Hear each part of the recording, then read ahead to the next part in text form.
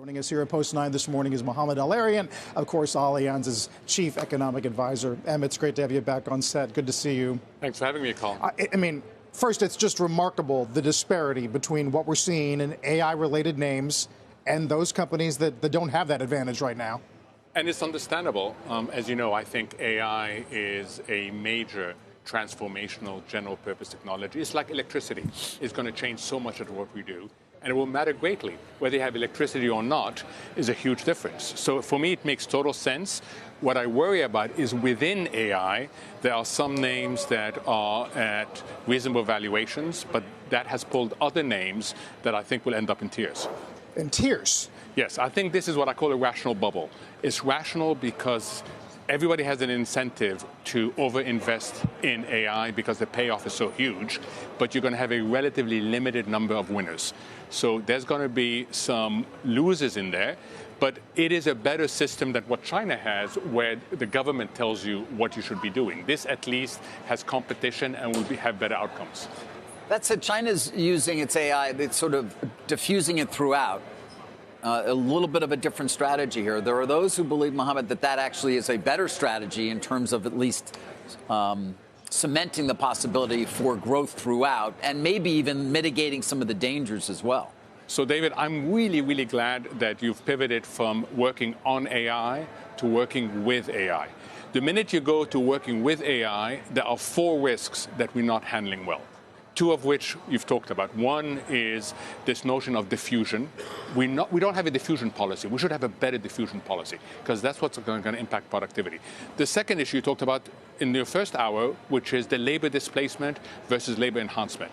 If all the focus is on labor displacement, then the support for AI is going to evaporate and it's going to be much harder. There's 2 other risks that we should talk about. Bad actors. And that is a real risk. And then the 4th one is how do we handle a rational bubble? Because at some point, the rational bubble is going to give way to reality.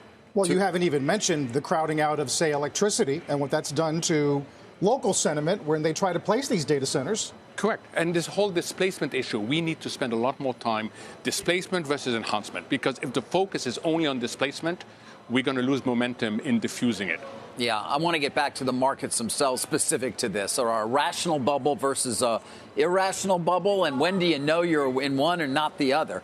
So an irrational bubble is what we saw during the internet, is what we saw during the tulip, where if you sit down and ask, at the end of the day, what are the transformational effects of this thing we're betting on?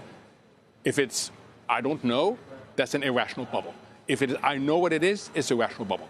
And if you look at every major innovation, there's a first phase of overinvestment and overconsumption. Why? Because we as humans get so excited about a barrier to entry being lowered that we will overproduce and try to overconsume that innovation. Then the second round tends to be much more rational. Yeah. And we've seen it recently with other general purpose innovations. But when it comes to AI, Mohamed, I could make an argument that not even its creators, not even those who are at the forefront of it, have a real idea of exactly what it's going to do. Oh, totally. I mean, 3 years ago, I discovered AI, and I'm quoting here Satya from Microsoft. I discovered AI as you ask it a question, it answers. 2 years ago, is give it a task, and it will respond. Today, it's your intellectual companion. The evolution in 3 years is incredible. And you're right. If you talk to people who are working on AI and say, what does it look like in 2 years' time? They say, I don't know, but it's going to be better.